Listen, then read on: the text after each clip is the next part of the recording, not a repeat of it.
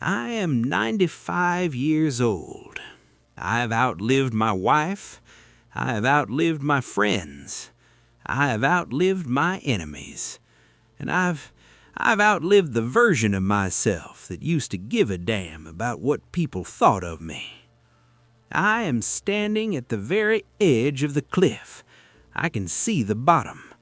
And before I go over, I need to turn around and tell you, the people still back there at the party, what I see. Because you are living a lie. You are walking around with this arrogant, comfortable delusion that you have time. You treat your days like they are cheap, like you have an infinite supply of them in the bank. So, I'm here to tell you that you are broke. We are all going to die.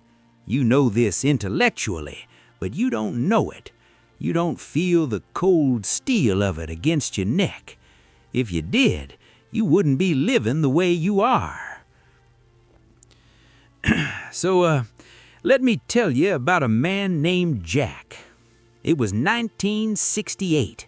Jack was my best friend. He was smarter than me, better looking than me, and richer than me. He was a shark. We were having a drink one night, celebrating a massive deal he'd just closed. He was smoking a Cuban cigar, leaning back in his leather chair, and he looked at me and said, "Frank, 5 more years. That's the strategy. I grind for 5 more years, I hit the number, then I'm done. Then I take Mary to Italy. Then I start living." Jack had a plan. He had a road map. 3 days later, Jack walked out of his office building, grabbed his chest, and hit the sidewalk before he even realized he was falling. Massive heart attack. He was 42 years old. He never went to Italy. He never painted a damn thing. I stood over his casket, and the tragedy wasn't that Jack died. We all die. The tragedy was that Jack spent his entire existence waiting to live. He treated his life like a waiting room for a better future that never arrived. And the cruelest part, I went to his office a week later to clear out his desk. His calendar was booked for the next 6 months. His inbox was full of urgent messages. The world didn't stop because Jack died. His company replaced him in 2 weeks. His clients forgot his name in a year.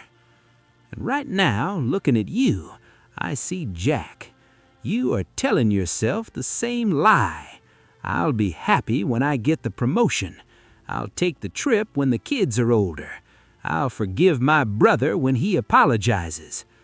Let me give you a hard fact from a 95-year-old man. There is no later. There is only now. And if you are trading your now for a later that isn't guaranteed, you are making the worst bet in the history of gambling. Let's talk about your stuff. I look at your generation. You are obsessed with accumulation. You buy things you don't need with money you don't have to impress people you don't even like. I live in a small room now. I have a bed, I have a chair, I have a picture of my wife.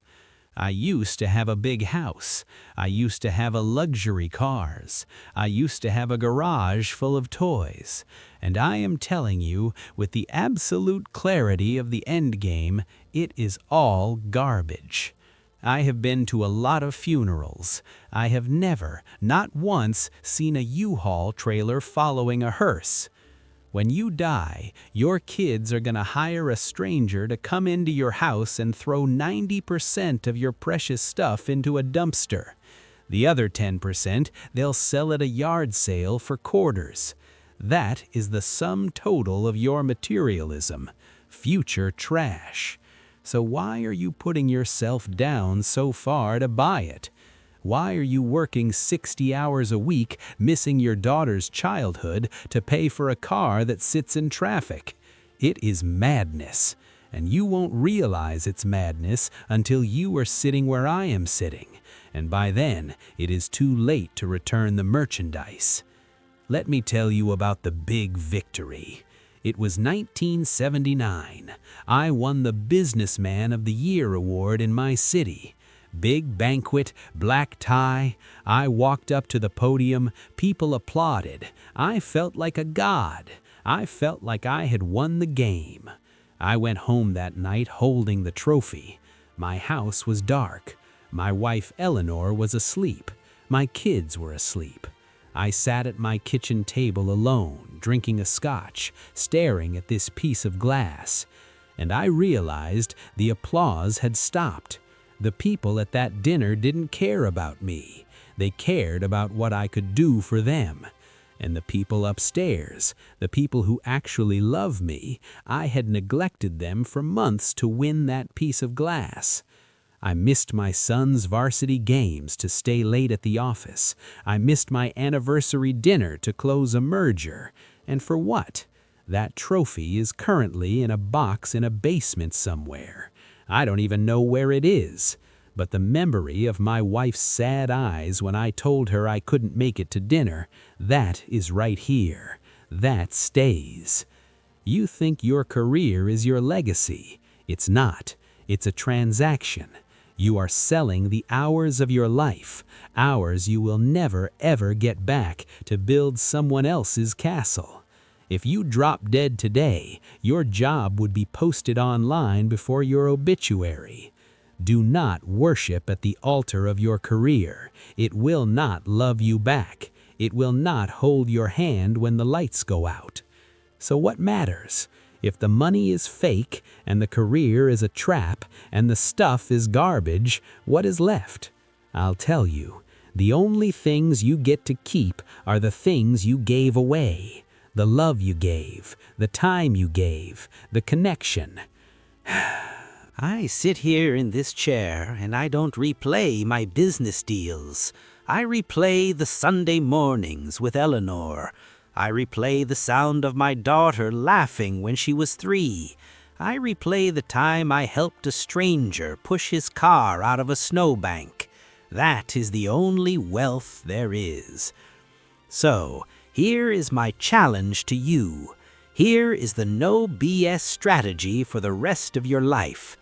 Number 1, kill your ego.